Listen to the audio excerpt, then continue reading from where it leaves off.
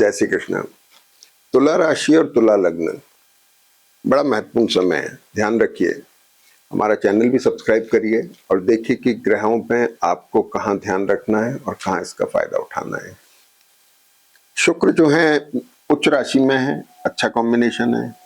सूर्य के साथ में, शनि के साथ में, तो ये कॉम्बिनेशन अभी एक्सप्लोरिंग है। 18 तारीख तक, जब तक ये नक्षत्रों में बदलाव नहीं आता तब तक आपकी पोजीशन को स्ट्रेंथन कर रहे हैं, मजबूत कर रहे हैं।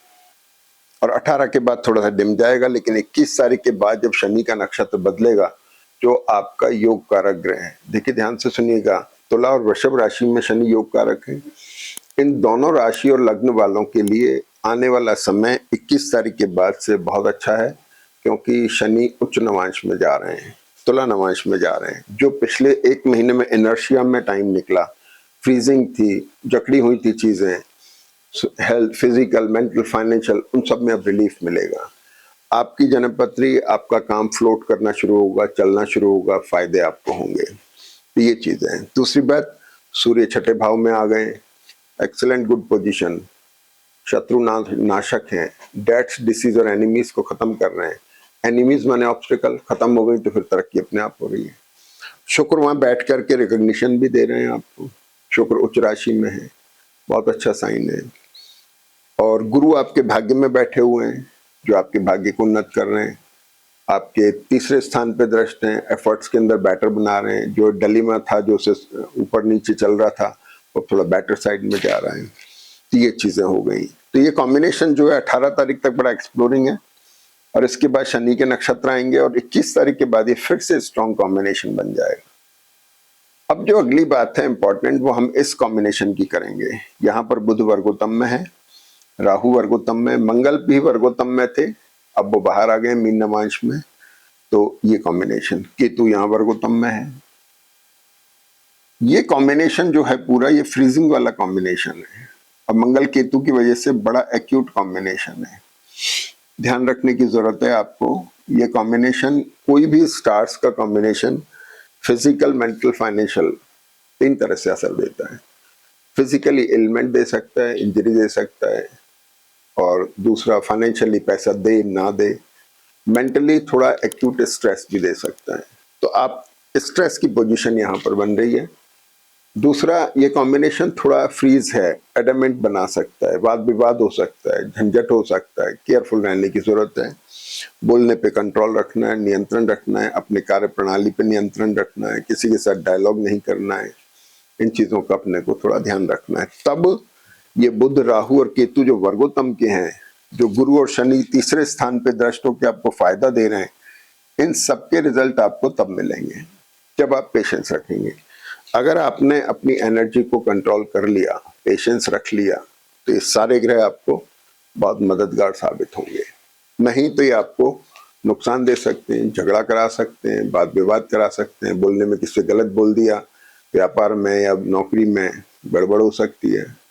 बच्चों की हेल्थ का ध्यान रखना है, उनके साथ भी अपने रिलेशनशिप में ध्यान रखना है। ये चीजें हो गई। मैरिटल और बिजनेस रिलेशनशिप भी फ्रीज हो रहे हैं। मंगल यहाँ बैठे हैं बुध के साथ, केतु के साथ में एक्यूट मोड में है।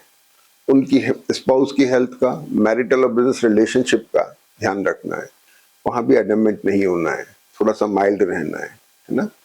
ये चीजें हो गई। तो कुल मिलाकर के कॉम्बिनेशन ऐसा है जो एक तरफ फायदेमंद है, दूसरी तरफ ध्यान रखने का है, नहीं तो नुकसानदेह भी है। Hernia, appendix, stone, arthritis, sugar, blood pressure, thyroid, इन पेशेंट्स को विशेष ध्यान रखना है। इनको थोड़ी परेशानी आ सकती है, ये ऊपर नीचे जा सकते हैं। पैरों में दर्द की शिकायत होना, कमर में दर्द की शिकायत होना, ये सारी चीजें हो सकती हैं। इस कॉम्बिनेशन का सारा इफेक्ट जो है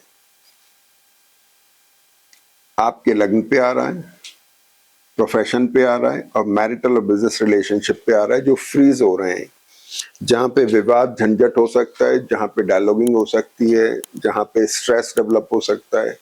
तो आपको इन सारे ही पक्षों का विशेष ध्यान रखना है। आपका व्यापार, बिजनेस, नौकरी, आपके मैरिटल और बिजनेस रिलेशनशिप, और आपकी खुद की पोजीशन, कि आप स्ट्रेस में ना आए, किसी प्रकार के इंजरी से, इनसे बचने की जरूरत है। अब अगली बात इंपॉर्टेंट क्या है, ये सुनने की बात है कि चंद्रमा जैसे 16 तारीख को मकर राशि में है, और 16 को ही चंद्रमा शिफ्ट हो गए 6:15 बजे शाम को कुंभ राशि में।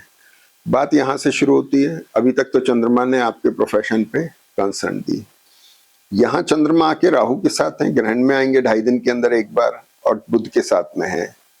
ये कॉम्बिनेशन बड़ा सेंसिटिव कॉम्बिनेशन है, बहुत सेंसिबल इमोशनल बना देता है। तो आपको डिसीजन लेने में, रिलेशनशिप में बहुत ज्यादा इमोशनल नहीं एटीट्यूड रखना है, ध्यान रखना है। प्रैक्टिकल भी ना हो, बैलेंस रहें, लेकिन एकदम आउटब्रेक, एकदम से वो हो जाना, आप बिल्कुल इमोशनल होके वो चीज अपने को नहीं करनी है।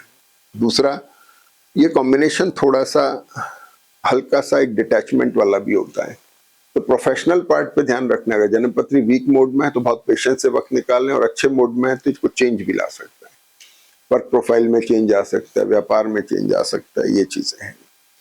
कुल मिलाकर के ये स्ट्रेस है, स्ट्रेस दो तरह का मानते हैं, काम के नहीं होने का स्ट्रेस और काम के ज्यादा होने का स्ट्रेस, दोनों ही चीजें हैं। ये बहुत कुछ आपकी मूल जन्मपत्री पर निर्भर करेगा। तो ये बात हो गई। अब चंद्रमा जो है यहाँ से यहाँ पर गुरु की भी दृष्टि है, तो थोड़ा डिससेटिस्फेक्शन भी है इस चंद्रमा के अंदर। कुंभ राशि का जो चंद्रमा है 16 से 19 तारीख के बीच में, इसमें थोड़ा डिससेटिस्फेक्शन है। फिर चंद्रमा आपके मीन राशि में आ जाते हैं 19 तारीख को। चंद्रमा शनि के साथ आ गए, शुक्र के साथ आ गए, वैचारिक मतभेद हो सकता है अपने स्पाउस के साथ, प्रोफेशनल पार्ट पे ट्रैवल करा सकता है, ठीक है ना। इन चीजों का थोड़ा ध्यान रखना है। और चंद्रमा रीडिफाइनिंग मोड में भी है, प्रोफेशनल पार्ट पे लोकेशन को लेके रीडिफाइनमेंट भी दिखा रहा है, पेरेंट्स की हेल्थ का भी ध्यान रखना है। तो ये कॉम्बिनेशन जो बन रहा है ये इस तरह की चीजें बता रहे हैं। फिर इसके बाद चंद्रमा मेष में आ जाते हैं, जो 21 तारीख के बाद से आ रहे हैं, और इस चंद्रमा के ऊपर इस कॉम्बिनेशन की दृष्टि है तो थोड़ा स्ट्रेसफुल जाएगा। स्ट्रेसफुल काय के लिए? मैरिटल और बिजनेस रिलेशनशिप, और आपका कामकाज, बिजनेस है तो बिजनेस, व्यापार या नौकरी पेशा, ध्यान रखने की जरूरत है। पेरेंट्स की हेल्थ का मैं बार बार कह रहा हूँ, थोड़ा ध्यान रखें। ऐसे करके चंद्रमा मेष राशि में जाके वृषभ में जब जाएंगे फिर इनका सिम्टम थोड़ा ठीक आना शुरू होगा। कुल मिलाकर के जब तक ये ग्रहों की कॉम्बिनेशन चल रही है तब तक थोड़ा एहतियात बरतने की जरूरत है। लेकिन जो शनि का इनर्शिया था, जो शनि का एक रुकावट थी, जो जकड़न थी, वो खत्म हो जाएगी। और 21 तारीख को शनि तुला नमांश में आ जाएंगे। उच्च नमांश शनि का अच्छा नमांश है, जो ओवरऑल जन्मपत्री को अच्छा बनाता है और सभी के ऊपर अच्छा असर देगा। लोगों को थोड़ा रिलीफ मिलता दिखाई दे रहा है। और तुला राशि और तुला लग्न के लिए तो शनि योग कारक ग्रह है, आपके लिए तो निश्चित तौर पे अच्छा है। पिछले महीने से ये महीना आने वाला अच्छा जाएगा। जय श्री कृष्ण।